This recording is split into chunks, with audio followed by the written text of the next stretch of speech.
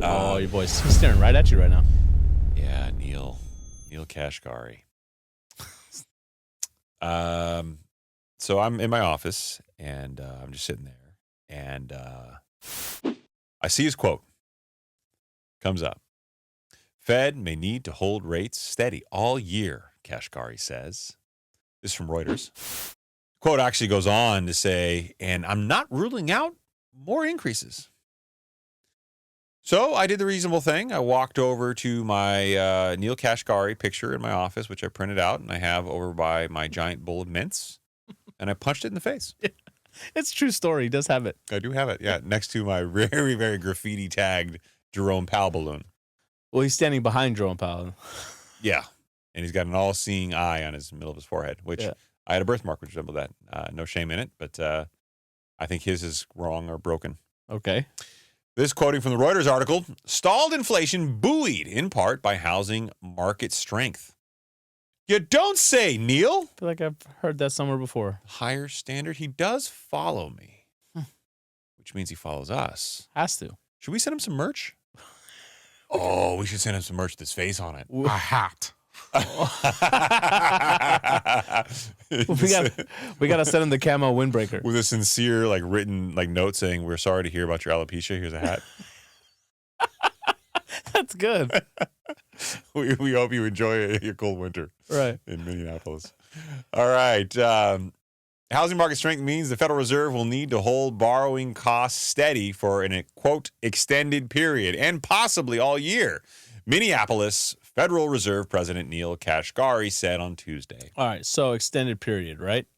You made sure to emphasize that. Extended. So in December and in March, they came out, they as in the FOMC, in March they doubled down on what they said in December, saying we're going to have 3 rate cuts this year. And now they're starting to come out and say there's going to be an extended period of high interest rates. So I feel like... Yeah, so I want to be clear here. An extended period of high interest rates is not the same thing as not cutting rates. Okay, but it could very much mean it's very not cutting rates as much as we said we were going to. I also have a follow-up to this that wasn't in the show notes that I was going to put in earlier today, but I think hitting you with it blind might actually be a good... So I want you to keep all this in context when we think about the communication from the Fed. Okay, let's do it. Moving on. I would need to see multiple positive inflation readings suggesting that the disinflation process is on track to support a rate cut, Kashkari said at a Milken Institute conference.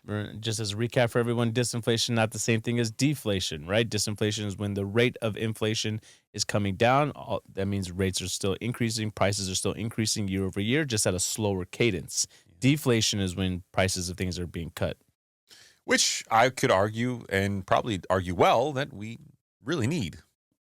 I mean, wages haven't kept up with them, so yeah. Yeah. He noted that he will be tracking developments in the labor market, where a report comes out tomorrow, where a marked turn to weakness, marked turn, is that what it says? Yeah, it does. Yeah. Marked. Where a marked turn to weakness could also justify a rate cut.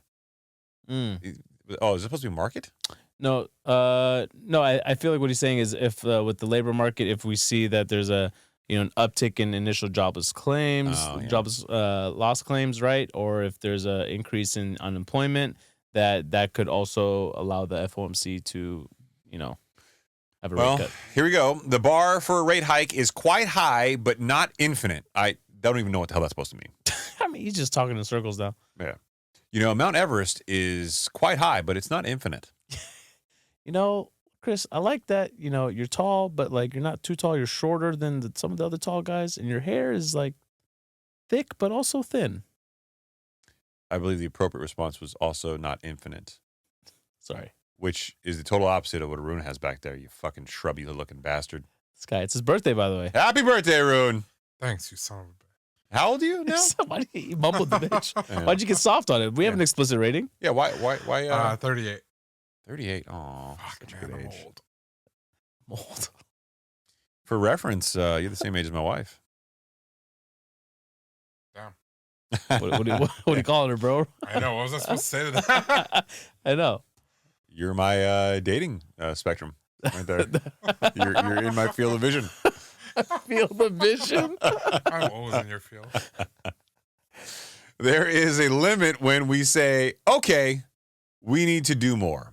I think it's much more likely that we would just sit here for longer than expected, or the public expects right now, until we see what effect our monetary policies have.